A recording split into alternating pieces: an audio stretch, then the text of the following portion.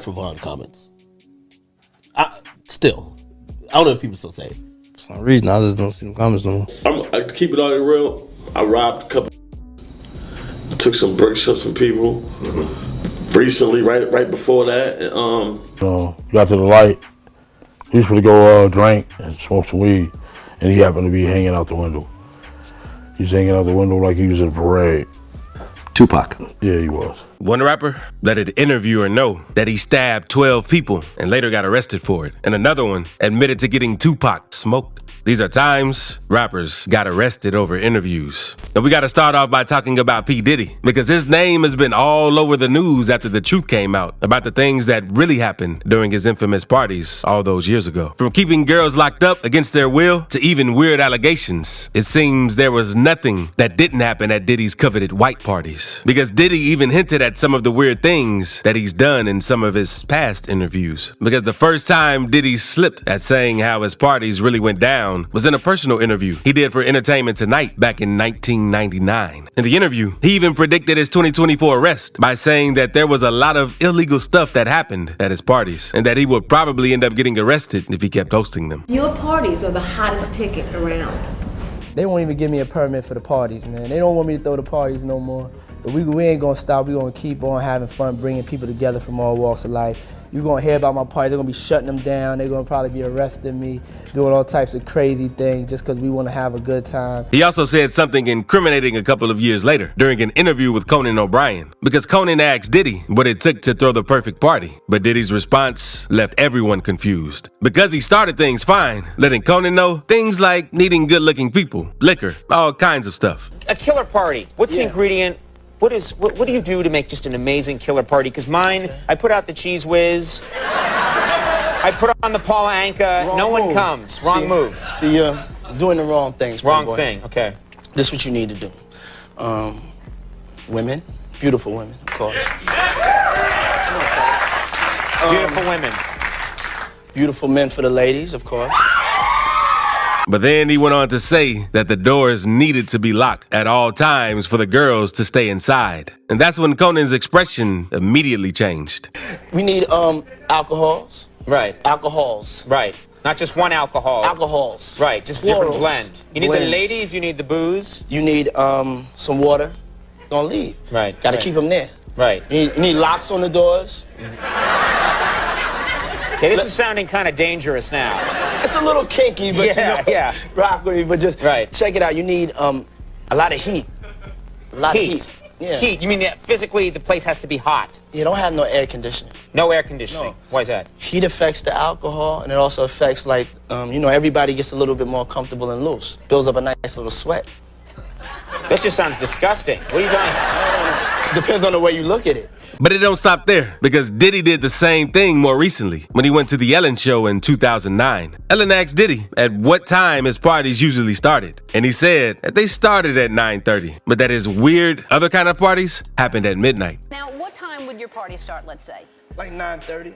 Really? That early? Yeah. I could make that. Yeah. But I could think of you of starting a party at like midnight.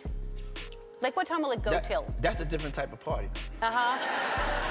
Now, Diddy might not have gotten arrested over these interviews particularly, but some fans claim that these are definitely going to be used as evidence and proof that he got some weird things going on behind closed doors. But not the same can be said about A.R.Ab, who snitched on himself multiple times, both online and in interviews, leading to his own arrest. A.R.Ab is a Philly rapper who began growing his career after his partner Cassidy started dropping back-to-back hits in the early 2000s, with his debut album, Split Personality, reaching gold status just a month after release. And Ab wasn't really focused on music and cared more about putting work in the streets, which caused him to get in a lot of trouble with the law. Because around 2009, Ab started the gang Original Block Hustlers, or OBH for short. They started things off quickly gaining territory in North Philly until they got enough money to begin their own label with the same name as the gang. But that didn't slow Ab down, because he ended up getting shot 10 times at a stop sign while cruising through Kensington in September 2010. From there, he managed managed to be invited to do a session with Meek Mill, but missed the opportunity since he was more focused on the streets. But that's not even the dumbest thing he did, because right after he started to get a buzz with his music career, he started self-snitching, letting everybody know the things he and his gang did behind the scenes. Like himself being the mastermind of the drug-selling operation, as well as sending hits to anyone who tried to go against them. Because in one video, Ab let everyone know that anybody that rolled down their block would instantly get smoked. You come down this block, is nobody gonna make it off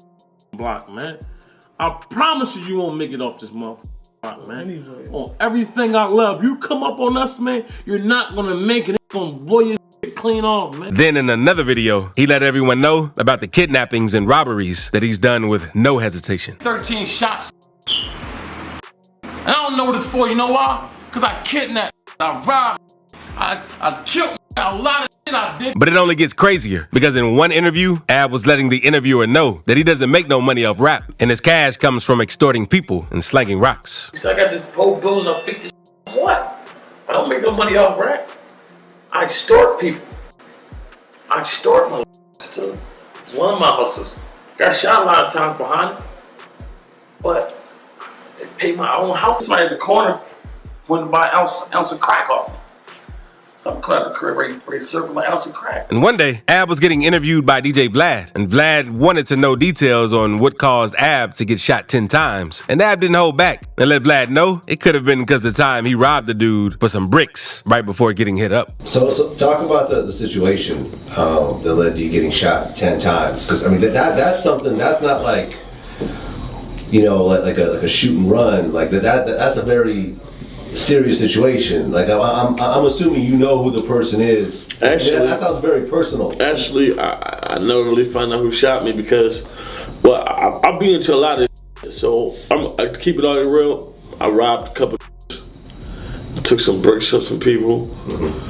Recently, right before that. Ab would also go a bit off topic during the question, and he ended up letting Vlad know that he smoked a couple people back in the day, so he doesn't know what the real reason was for him getting hit 10 times. I done shot some shit back in the day, you know what I'm saying, and I'm thinking it came from back in the day, or I just took a couple bricks from it, but adding up, nobody claimed it. In 2017, the FBI had already caught up to Ab's and OBH's operations, with the local police performing a search warrant in one of the gang's houses. And then, the FBI performed another search warrant in 2018 at another location, seizing over 20 pounds of coke, 6 pounds of ice, and $20,000 in cash. And after a few years of trial, AR was finally sentenced to spend 45 years in prison in 2021 for his role as the leader of the original Block Hustlers, as well as 10 years of supervised release and multiple fines of $5,000. Now let's move on to YNW Melly, because everyone knows that Melly is currently serving time for allegedly killing 2 of his best friends, YNW Sack Chaser and Juvie, since investigations revealed that Melly was in the car when the alleged drive-by shooting happened. And before getting arrested, Melly made things worse with the song Murder on My Mind, since in the lyrics, fans say he talked about the situation where he took out both of his friends, with lyrics like, I didn't even mean to shoot him, he just caught me by surprise. I reloaded my pistol, cocked it back, and shot him twice. His body dropped down to the floor, and he got teardrops in his eyes. But that ain't the only time Melly snitched on himself, and it led to him getting arrested. Because one day, a YouTuber who does public interviews saw Melly in the mall and asked Melly, what's a message to the first person that he smashed? But Melly was confused by the question and thought the dude meant the first person he killed and not smashed. My question for the day is, what is your message to your first buddy? Tuka, let me get it now. Yeah. That's exactly what it is. Tuka. Yeah. OTLYCLYW. Oh, God, bro. You said first body. Hell yeah. Like, what you mean first body? But just like Ab, Rollo was a known face in the streets in the city until he ended up behind bars for speaking too much during interviews. Now, Rollo has been a big name in Atlanta's rap scene for quite a few years now, featuring huge artists such as Future in his debut single, Can't Lie, since he wanted to have real talent to kickstart his career. And Future was one of the biggest names at the moment. And later on, he featured Lil Baby on his song, Lil Cali in Pakistan. But everyone knew that Rollo's money didn't come from the rap game, since he was one of the biggest drug dealers in Atlanta. And it's something he hasn't been afraid to share with the public. During an interview with Vlad TV, he went on to talk about his whole criminal beginnings, like saying how his father was a kingpin and that he took his position after he passed away. He was a kingpin. He made a lot of money, but you know, as you get 60, 70 years old, it just ain't no point in hustling like that no more. He was hustling all his life. All his clientele knew me as his son. So it was like it almost chose you, and it just chose me because they were just waiting for me to get some dope to supply them with.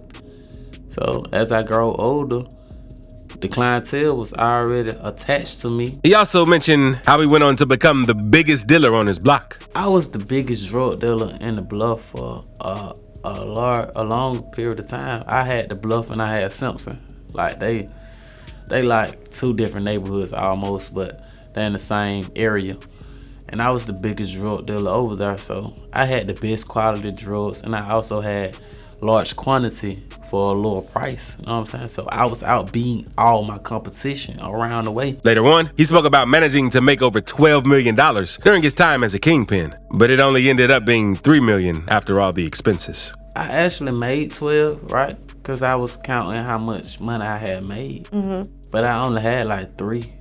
I only jewelry and cars and clubs and clothes, jacket, like if you make $1 million, you're gonna spend probably like $300,000, $400,000 just making it on everyday life. Like even if you taking your girl out to the restaurant, it costs money for the gas. Like so, I just was counting my profits I made. And Rollo wasn't scared to let the world know about his dirty work, because the craziest thing he talked about during that interview was confessing to the time he shot at rich homie Quan over Quan treating him like he was weak. But he also went on to mention that to him, it wasn't wrong, because that's what he knew all his life. He leaked that out. I didn't never even confront Rich Homie Quan. He called me like, bro, why the hell you go on Disinfected doing all that? I'm like, bro, I just want the world to know how y'all rap. Y'all ain't real as y'all say y'all lives on this music, and y'all got diehard fans. And like I wanted to tell the fans in the world, like, this ain't really going on. You know what I'm saying? But I ain't at Nate trying to kill him or nothing that social media like make it out to be. You know what I'm saying? I just wanted to show them like he ain't gonna do that to me that he did to other people. I hate when people prey on the weak, because I seen him and other rappers go at people that went about their life and didn't have that going on, and they was able to prey on the weak. The things that I do when I shot people or when I shoot people, or the thing that I did to Rich Homie Quan, I ain't feel like it was a bad thing to do, because that's what we did all our life.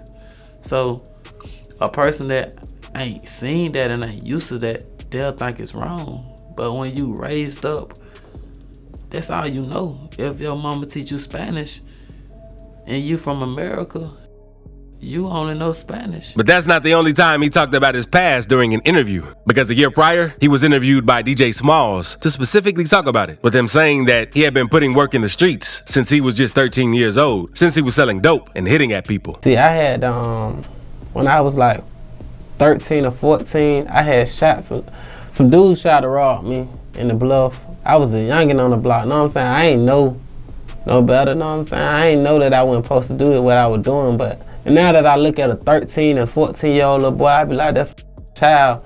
And I was out there selling dope around the campfire. You know, we used to light the fire to get the mosquitoes away. But them motherfuckers still biting us. I don't know how the hell, who hell came up with the smoke and get the mosquitoes away. But some dudes robbed me and tried to take my bomb, and I had one up there and I shot a couple people. I was getting a 9 for $5,000. And I was making a little money, you know what I'm saying? At that age, you getting $10,000, $15,000, you was the in Atlanta, know what I'm saying?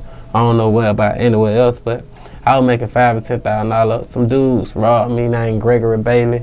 He robbed me, and I went back and I shot him, and I shot a couple of his friends. I shot like 4 people. And that was more than enough evidence to directly incriminate Rollo with multiple crimes. And in April 2018, it was reported that he had been arrested by the FBI over charges of leading a criminal organization and for trafficking up to $2 million in marijuana. Local rapper Rollo is now facing federal charges after a raid at his Southwest Atlanta apartment. Our cameras were rolling today as agents from the FBI and the ATF searched this apartment. He initially got an 8-year sentence, but was released after only 5 years, serving 4 years and being credited 1.5 years for good behavior. But stick around, because this next one is definitely one of the craziest times a rapper got arrested over an interview, as it involves one of the biggest cases in rap history, Tupac's murder. For decades, what really happened back in 1996 remained a mystery. But in 2023, Dwayne Davis, also known as Keith D, was arrested for being a passenger in the car that did the drive-by and for being the shot caller of the whole hit. But Keith didn't want to stay quiet about it and told the whole world what happened in his book, Compton Street Legend, as well as in several interviews right after the book came out. Now, Keith wasn't a rapper, but he had deep ties in the community, being close friends with Suge Knight since they were in high school, and was one of the main investors behind Death Row Records, before falling off with Suge over thinking he was too soft. Back in 2019, Keith sat down with Vlad TV to tell pretty much everything about what happened that day in Vegas, as well as the other people who were involved. According to one of the detectives who worked the case, Keith told them that Diddy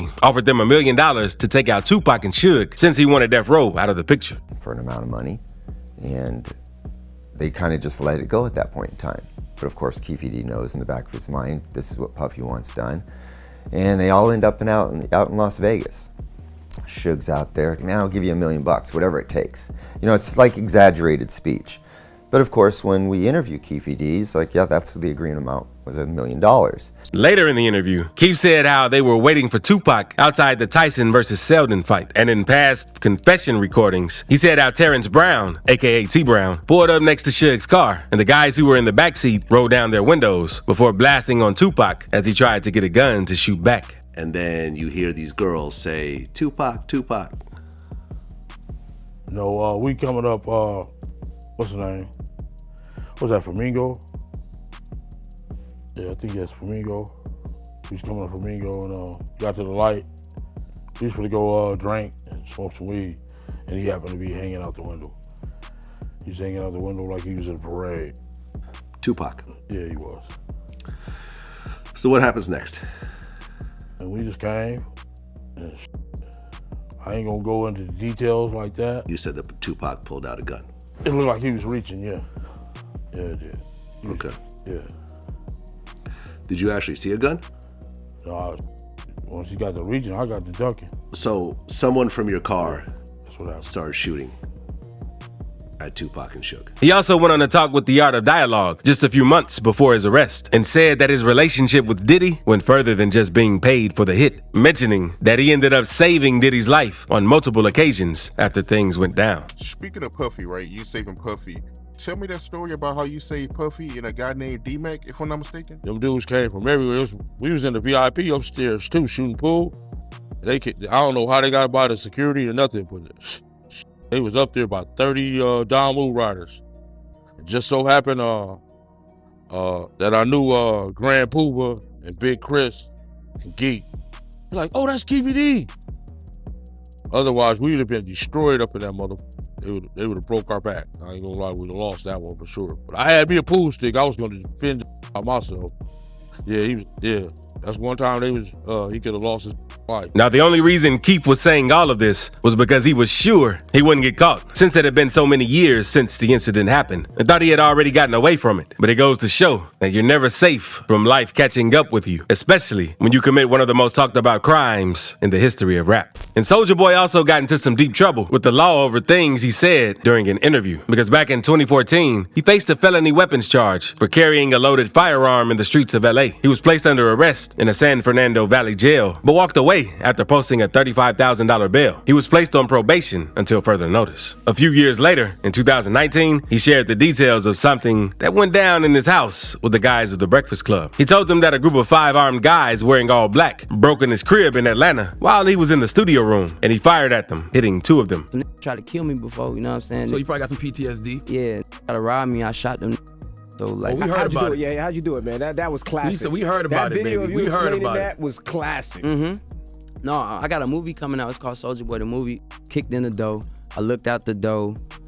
I seen like 5 running through my house with ski mask on with AK-47s. Where were you? You were inside? I was in the studio room. You know what I'm saying? They kicked in outside though, in the kitchen. So when I looked, they didn't see me. So when I cracked the door open, I seen like 5 in all black with ski masks on with guns. So I just opened up the door and started shooting at all of them. What kind of gun you have? I had a Glock, like a 4.5 Glock pistol. Okay.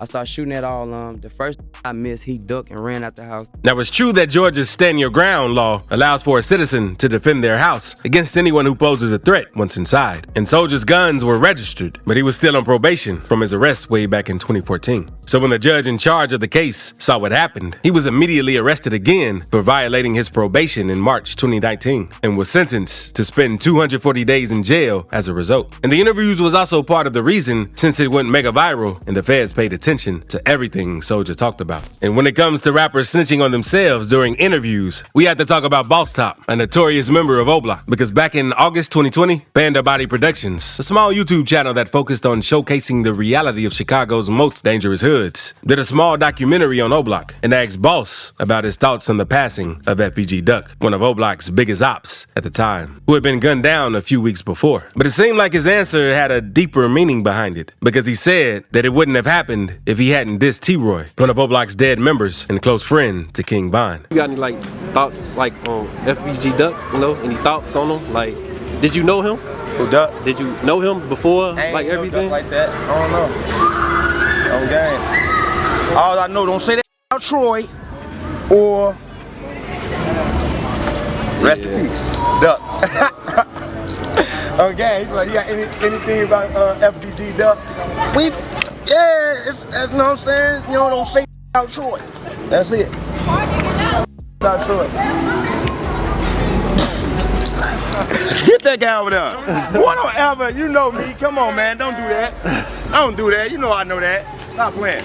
Right after the hit on Duck happened, everyone suspected O-Block of being behind it all. And people saw what Boss said on the interview as a dead giveaway. People in the Chiracology subreddit also spoke on the situation, saying that Boss Top can't shut his dang mouth for nothing. And as of January 2024, a total of 6 O-Block members, C Murder, Kenny Mack, Los, C-Thang, Teezy, and Moowop, have been convicted of the shooting. An alleged witness said that King Von had placed a bounty for $100,000 on Duck himself, since he wanted to get rid of him for disrespecting T-Roy. But for Pee Wee Longway, it was his suspicious silence during an interview that really made police look at him and led them to find out what he had done. Because back in 2017, when he was starting to blow up again, he was interviewed by Vlad TV to talk about his relationship with the other Atlanta artists, as well as his upbringing in the South Side. And it looked like he was having a good time just by being there and telling his life story. But one of the first questions he was asked was about his involvement with the Crips, because he used a lot of blue during his videos. But he just denied everything in a really suspicious way. When I look at your music, when I listen to your music and I look at your album covers and stuff like that, I'm seeing a lot of blue. The color blue seems to be very prominent. It's a nice color, my boy. It's a nice color. It ain't nothing like that. Now, I assume there's a Crip thing going on? Nah, just a nice color. Just a nice color? Yeah. No cripping going on? No, nothing. Just no a nice nothing. color, just the scene. Themes and the scenes, man. Okay. Vlad also asked Longway if he started hustling at a young age to his environment, and he instantly let Vlad know he was more of a school guy. You know, growing up in that type of environment, a lot of people start to hustle early. Like, how old were you when you first started hustling? I wasn't hustling, man. I was a school guy, man. Going to school, handling my business, man, you know. You 100% legal? You were good? Yeah. Doing everything by the book? Doing it by the book, man. People in the comment section praised his way of not snitching on himself, saying that he and Vlad with the dummy role, some of these rappers should take notes. And Pee Wee is the prime example of be smart but play dumb. But it seemed like this was the sign that police needed to put tabs on him. In September 2024, Muskogee County Sheriff disclosed that over 100 individuals had been arrested following a massive drug bust that went by the name of Operation Sweet Silence. It was reported that over $200 million in illegal substances, weapons, and ammunition had been seized from several safe houses across the state. People were quick to think that Longway was within those arrested, since it was known that he was facing some legal trouble, and a bunch of media outlets published articles about it. And those were only rumors at the time, because shortly after the allegations were made, the case documents of Longway's actual crime were discovered. Mentioned as Quincy Williams, it was discovered that Longway was involved in a massive distribution operation that had directed ties with the Mexican cartel, and he had been thoroughly investigated by the DEA and Georgia's Criminal Investigations Division. His involvement included setting up deals, performing transactions, and laundering money, all in compliance with at least 5 other members of the operation.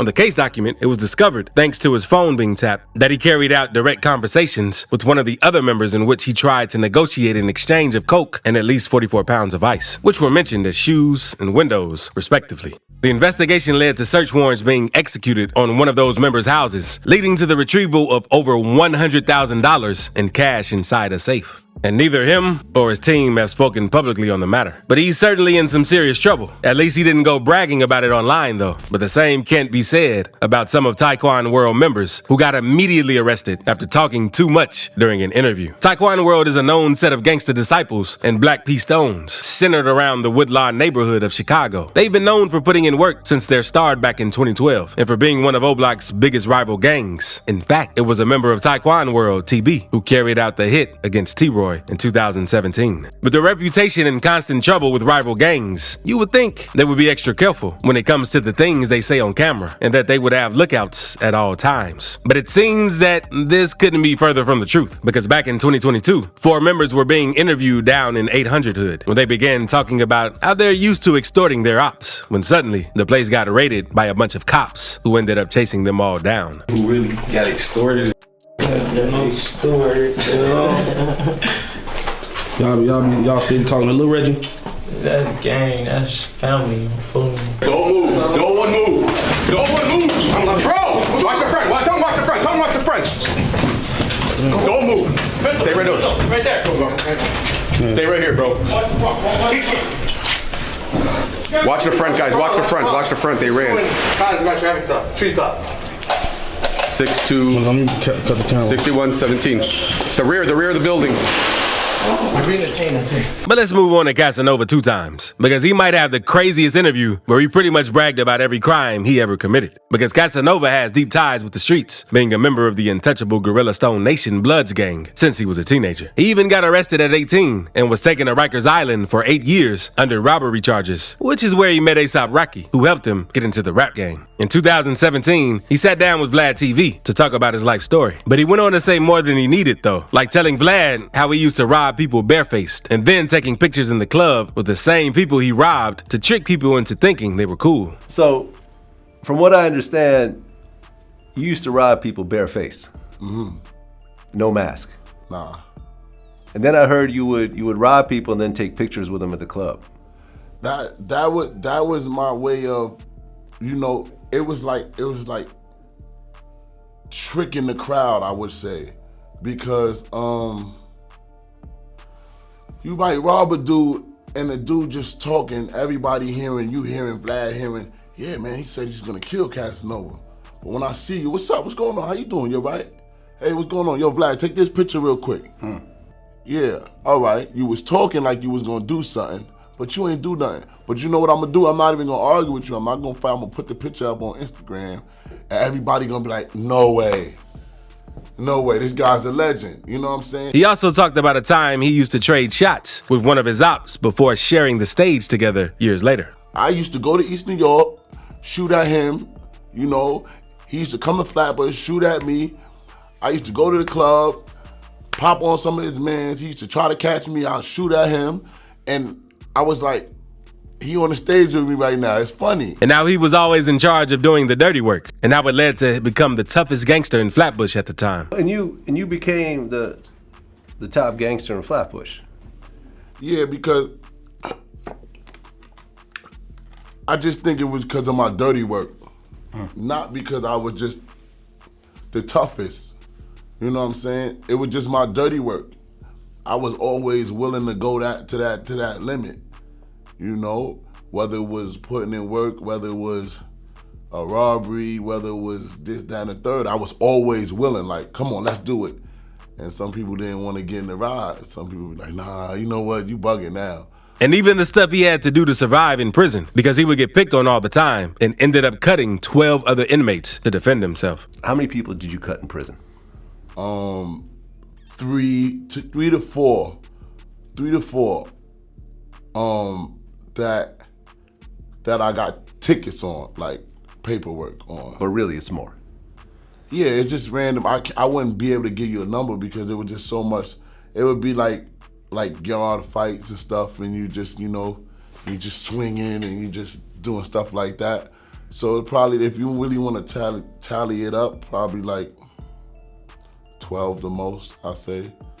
12. On the streets, it was clear that Casanova was quickly becoming the face of the Gorilla Stone, and it seemed that the police already had him in their sights. In 2020, he got arrested for gang-related racketeering and narcotics offenses out of his involvement with Gorilla Stone, participating in a shooting that same year and conspiring to traffic over 220 pounds of weed in 2018. He pled guilty to the charges in 2022 and went on to be sentenced to at least 15 years in prison. Now let's move on to Dirk, because even though he didn't say too much in his interview, he still ended up saying much more than needed. Because in early 2023, academics invited Dirk on his podcast to talk about the issues with NBA YoungBoy and Quando Rondo after King Von lost his life outside of a nightclub in Atlanta. And Quando and Dirk sent several shots at Dirk and Von, and Dirk finally responded to all the dissing that Quando was doing in late 2022 when he hopped on a song with Babyface Ray named Wonderful Wayne and Jackie Boy. Because on the song, he rapped, "Look on the news, you see your son, you screaming." No.